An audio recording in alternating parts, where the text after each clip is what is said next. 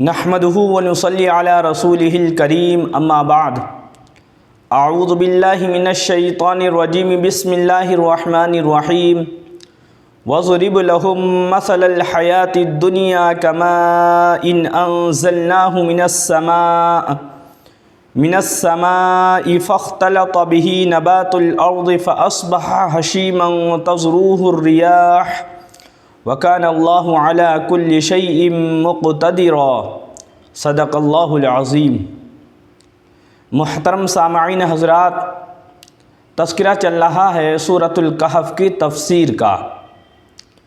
گزشتہ آیات میں اللہ رب العزت نے مشرکین مکہ کے سامنے بنی اسرائیل کے دو بھائیوں کا واقعہ بطور عبرت کے بیان فرمایا۔ اس واقعے سے جو سبق ملا کہ مال و دولت کی زیادتی کوئی ایسی چیز نہیں ہے کہ جس کے اوپر اترایا جائے، فخر کیا جائے۔ اللہ رب العزت چاہیں اپنی قدرت سے کبھی بھی کسی کو ہلاک و برباد کر سکتے ہیں۔ آج کی ان آیات میں ایک مثال کے ذریعے سے اللہ رب العزت دنیا کی زندگی کی حقیقت سمجھانا چاہتے ہیں کہ دنیا کی زندگی کی حقیقت بھی ناپائیدار ہے، فنا ہونے والی چیز ہے، اور اللہ رب العزت نے ایک مثال کے ذریعے سے دنیا کی زندگی کی حقیقت کو سمجھایا ہے۔ چنانچہ پیغمبر علیہ الصلاۃ والسلام کو حکم فرمایا کہ اے پیغمبر، وَاضْرِبْ لَهُم مَّثَلَ الْحَيَاةِ الدُّنْيَا، کہ آپ ان لوگوں کے سامنے دنیا کی زندگی کو بطور مثال بیان فرمائیے کہ دنیا کی زندگی کی مثال کَمَاءٍ أَنزَلْنَاهُ مِنَ السَّمَاءِ، پانی کی طرح ہے جس کو ہم نے آسمان سے نازل فرمایا۔ فَاخْتَلَطَ بِهِ نَبَاتُ الْأَرْضِ، پس وہ پانی زمین کے سبزے سے مل گیا۔ جب زمین کے اندر پانی گیا تو اس سے جو ہے سبزہ باہر نکلا، قسم قسم کے درخت، قسم قسم کے پھل پھول اور قسم قسم کا ہریالی جو ہے اللہ رب العزت نے پانی کے ذریعے سے باہر کی۔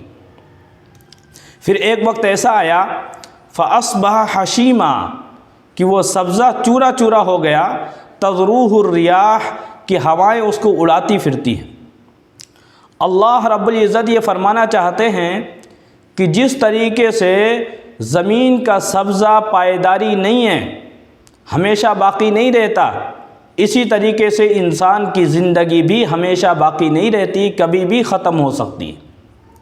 اس لیے دنیا کی زندگی جبکہ فنا ہونے والی ہے، اس میں اللہ رب العزت کی اطاعت کرنی چاہیے، نہ کہ اترانا چاہیے، فخر کرنا چاہیے۔ فرمایا وَكَانَ اللَّهُ عَلَى كُلِّ شَيْءٍ مُقْتَدِرًا، اللہ تعالیٰ ہر چیز پر طاقت اور قدرت رکھتے ہیں۔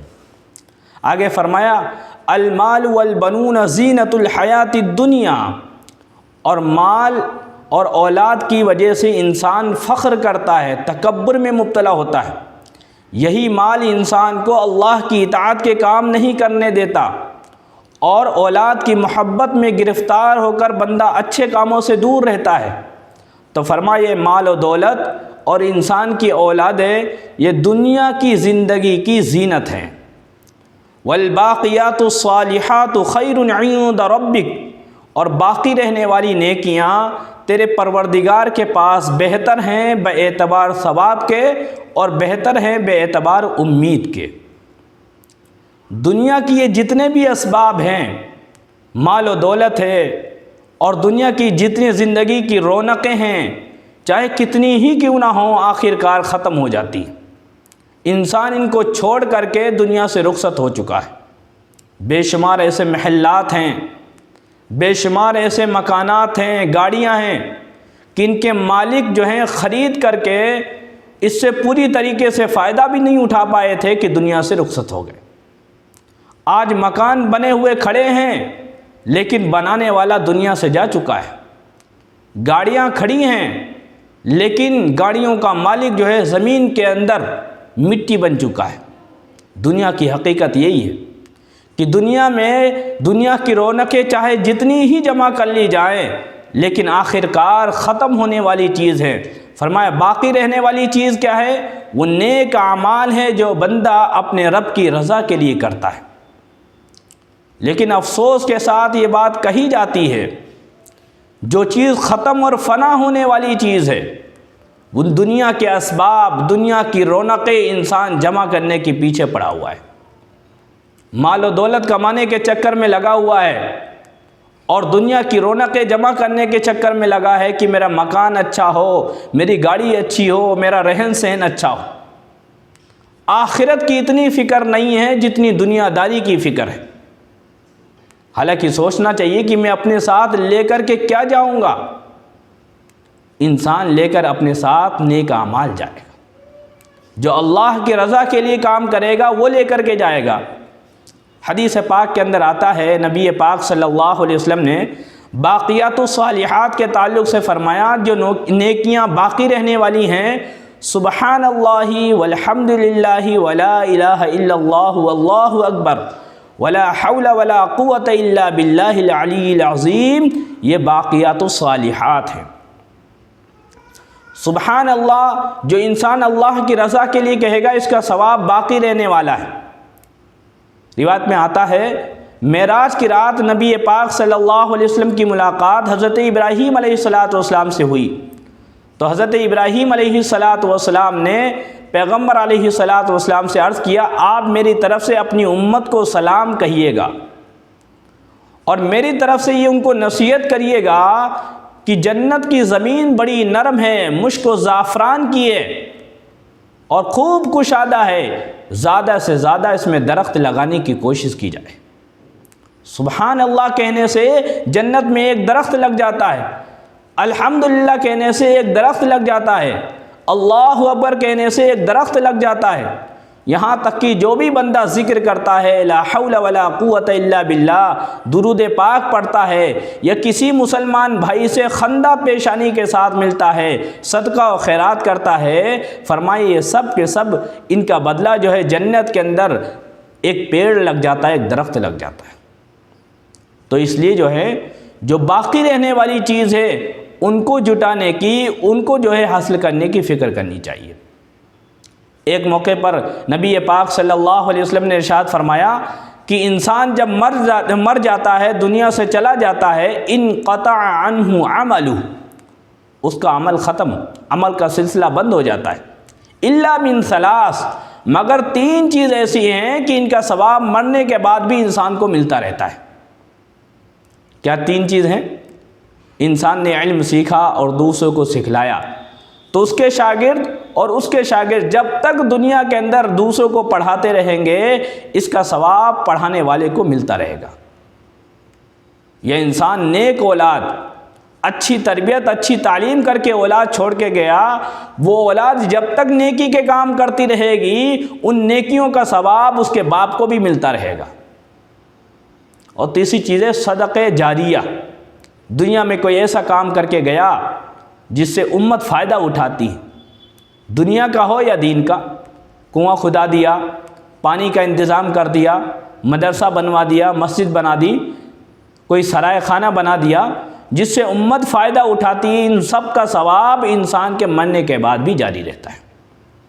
آگے فرمایا وَيَوْمَ نُسَيِّرُ الْجِبَالِ، بنی اسرائیل کا وہ شخص کہتا تھا کہ قیامت قائم نہیں ہوگی، اللہ تعالیٰ فرماتے ہیں اس دن کو یاد کرو جس دن ہم پہاڑوں کو چلا دیں گے۔ روایت کے اندر آتا ہے اللہ تعالیٰ ان بڑے بڑے پہاڑوں کو، جو آج اپنی جگہ سے ٹس سے مس ہونے کے لیے تیار نہیں ہیں، ان کو پہلے اپنی جگہ سے ہٹایا جائے گا، یہ چلیں گے، پھر چورا چورا ہو کر کے گرد و غبار بن کر فضاؤں میں بکھر جائیں گے۔ اللہ رب العزت اتنی طاقت و قدرت والے ہیں کہ پہاڑ بھی ریزہ ریزہ ہو کر کے ہواؤں میں اڑتے پھریں گے، جیسے دھنی ہوئی روئی کے گالے ہوتے ہیں، اس طرح پہاڑ اڑتے پھریں گے۔ وَتَرَى الْأَرْضَ بَارِزَةً، اور تو دیکھا گا زمین کو کہ بالکل برابر اور چٹیل میدان کی طرح ہو گئی ہوگی۔ ابھی زمین کے اندر کہیں اونچ ہے، کہیں نیچ ہے، کھائی ہے، کہیں اونچائی ہے۔ قیامت جب قائم ہوگی تو یہ تمام چیزیں ختم ہو جائیں گی اور بالکل چٹیل میدان کی طرح ایک زمین ہو جائے گی، بالکل برابر۔ فرمایا وَحَشَرْنَاهُمْ فَلَمْ نُغَادِرْ مِنْهُمْ أَحَدًا، اور ہم سب کے سب لوگوں کو میدان حشر میں جمع کریں گے، ان میں سے کسی کو بھی نہیں چھوڑیں گے۔ آدم علیہ الصلاۃ والسلام سے لے کر قیامت تک آنے والے جتنے بھی انس و جن ہیں سب کو اللہ تعالیٰ میدان حشر میں حساب و کتاب کے لیے جمع فرمائیں گے۔ وَعُرِضُوا عَلَىٰ رَبِّكَ صَفًّا، اور یہ لوگ پروردگار عالم کے سامنے صف اور لائن لگا کر کے حاضر کیے جائیں گے، صف بصف کھڑے ہوئے ہوں گے۔ ایمان والوں کی صفیں الگ، کافروں و مشرکوں کی صفیں الگ، منافقوں کی صفیں الگ، ہر ایک کے اعمال اور عمل کے اعتبار سے صف کی صفیں الگ الگ ہوگی۔ لَقَدْ جِئْتُمُونَا كَمَا خَلَقْنَاكُمْ أَوَّلَ مَرَّةٍ، تحقیق کہ تم لوگ ہمارے پاس آؤ گے جس طریقے سے ہم نے تمہیں پہلی مرتبہ پیدا کیا تھا۔ انسان جیسا ماں کے پیٹ سے پیدا ہوتا ہے، ننگے پیر، ننگا بدن، غیر ختنہ کیا ہوا، اللہ تعالیٰ کے ہاں جب حاضر ہوگا تو ختنہ بھی اس کی نہیں ہوئی ہوگی، بدن پر کپڑے بھی نہیں ہوں گے اور پیر میں چپل بھی نہیں ہوں گی۔ روایت میں آتا ہے امی عائشہ رضی اللہ عنہا نے عرض کیا، اللہ کے رسول جب سارے کے سارے لوگ ننگے ہوں گے، مرد عورت کا اجتماع ہوگا تو بڑی شرم آئے گی ایک دوسرے کو دیکھ کر کے۔ فرمایا عائشہ اتنی فرصت کس کو ملے گی کہ وہ دوسرے کو دیکھ سکے گا؟ قیامت کی ہولناکی اتنی خطرناک ہوگی کہ اپنے کو ہی انسان دیکھ لے بہت بڑی بات ہے، دوسرے کو دیکھنے کی تو بہت دور کی بات ہے، کوئی کسی کو دیکھے گا بھی نہیں۔ سر کے اوپر اتنا جو ہے تکلیف اور سر کے اوپر اتنا زیادہ خوف طاری ہوگا۔ آگے اللہ تعالیٰ نے فرمایا اور سب سے پہلے جو ہے جس کو کپڑے پہنائے جائیں گے میدان حشر میں حضرت ابراہیم علیہ الصلاۃ والسلام ہوں گے، اس لیے کہ دشمنوں نے جب ان کو آگ کے اندر ڈالا تھا تو ان کے کپڑے نکال لیے تھے، تو اللہ تعالیٰ ان کے اعزاز و اکرام کے اندر سب سے پہلے ان کو جوڑا پہنائیں گے، اس کے بعد نبی پاک صلی اللہ علیہ وسلم کو جوڑا پہنایا جائے گا، اس کے بعد لوگوں کے مراتب و درجات کے اعتبار سے لوگوں کو کپڑے پہنائے جائیں گے۔ فرمائیں بل زعمتم ان نجعل لکم موعدا، بلکہ تمہارا خیال تو یہ تھا کہ تمہارے لیے پروردگار عالم کوئی وعدے کا دن مقرر نہیں کریں گے۔ انکار کرتا تھا نا قیامت کا، اس کا خیال تو یہ تھا کہ قیامت نہیں آئے گی، اللہ تعالیٰ جو ہے وہ وقت مقرر کر رکھا ہے کہ سب کو اپنے سامنے جو ہے جمع فرمائیں گے۔ وَوُضِعَ الْكِتَابُ فَتَرَى الْمُجْرِمِينَ مُشْفِقِينَ، اور نام اعمال سامنے لوگوں کے رکھ دیا جائے گا، ہر ایک کا نام اعمال اس کے سامنے رکھ دیا جائے گا۔ اللہ تعالیٰ فرماتے ہیں پس اے مخاطب تو دیکھے گا جرم کرنے والوں کو ڈرا ہوا، ڈر رہے ہوں گے مما فیہ، اس لیے کہ نام اعمال میں اپنی کرتوتیں دیکھ رہے ہوں گے، بدعمالیاں دیکھ رہے ہیں، وہ دیکھ کر انہیں ڈر لگ رہا ہوگا۔ اللہ تعالیٰ سب کا نام اعمال ان کے سامنے رکھ دے، سب جو ہے اللہ تعالیٰ کا محفوظ ہو رہا ہے۔ اللہ تعالیٰ نے فرشتوں کی ڈیوٹی لگا رکھی ہے، انسان جو کام بھی کرتا ہے اس کو محفوظ کر لیا جاتا ہے۔ ما یلفظ من قول الا لدیہ رقیب عتید، انسان جو لفظ اس زبان سے نکالتا ہے اس کو محفوظ کرنے والے فرشتے لکھ لیتے ہیں، اور فرشتے جو ہیں کندھوں کے اوپر بیٹھے ہوئے ہیں، عن الیمین وعن الشمال قعید، ایک داہنے کندھے پر اور ایک الٹے کندھے پر۔ داہنے کندھے پر جو بیٹھا ہے وہ افسر ہے اور الٹے والے کندھے والا اس کا ماتحت ہے۔ جب کوئی انسان نیکی کا کام کرتا ہے تو افسر اس کو فوراً لکھ لیتا ہے، اور جب کوئی گناہ کرتا ہے تو برائی لکھنے والا فرشتہ لکھنا چاہتے ہیں تو افسر اس سے کہتا ہے رک جاؤ، اس کو مہلت دے دو، ہو سکتا ہے توبہ کر لے، استغفار کر لے۔ جب تھوڑی دیر گزر جاتی ہے توبہ استغفار بندہ نہیں کرتا تو کہتا اب لکھ لو، اب توبہ نہیں کرے گا۔ اللہ تعالیٰ فرماتے ہیں اے مخاطب اس دن تم مجرموں کو دیکھے گا، ڈر رہے ہوں گے اس وجہ سے جو اپنے اعمال میں وہ دیکھ رہے ہوں گے، وَيَقُولُونَ، اور کہہ رہے ہوں گے یا وَيْلَتَنَا مَا لِهَذَا الْكِتَابِ لَا يُغَادِرُ صَغِيرَةً وَلَا كَبِيرَةً إِلَّا أَحْصَاهَا، ہائے افسوس اس نام اعمال کو کیا ہو گیا، اس کتاب میں تو ہر چھوٹی سے چھوٹی اور بڑی سے بڑی چیز چھوڑی نہیں گئی ہے، سب کو احاطہ کر لیا گیا ہے، سب کو گھیر لیا گیا ہے۔ وَوَجَدُوا مَا عَمِلُوا حَاضِرًا، اور وہ لوگ اپنے تمام کیے دھرے کو اپنے سامنے موجود پائیں گے۔ وَلَا يَظْلِمُ رَبُّكَ أَحَدًا، اور تیرا پروردگار کسی کے ساتھ ظلم نہیں کرے گا۔ ایسا نہیں ہو سکتا کہ بندے نے نیک عمل کیا ہو اور وہ لکھا نہ گیا ہو، اور ایسا بھی نہیں ہو سکتا کسی نے گناہ کا کام کیا ہو اور اس کو بڑھا چڑھا کر کے لکھا گیا ہو۔ کسی کے ساتھ ظلم و زیادتی نہیں کی جائے گی، ہر ایک کا نام اعمال جو ہے اس کے سامنے ہوگا، بندہ خود پڑھے گا۔ اللہ تعالیٰ فرمائیں گے پڑھو، اپنے نام اعمال کو پڑھو۔ دنیا کے اندر پڑھے لکھے بھی ہیں، ان پڑھ بھی ہے، سب پڑھنا لکھنا نہیں جانتے، لیکن اللہ تعالیٰ میدان حشر میں اپنا نام اعمال پڑھنے کے لیے پڑھنے کی صلاحیت پیدا فرما دیں گے۔ ہر ایک مرد عورت اپنا نام اعمال خود پڑھے گا، تھوڑا سا پڑھے گا، پڑھنا شروع کیے گئے، اللہ تعالیٰ کہیں گے رکو، کیا میرے فرشتوں نے لکھنے میں ظلم کیا ہے؟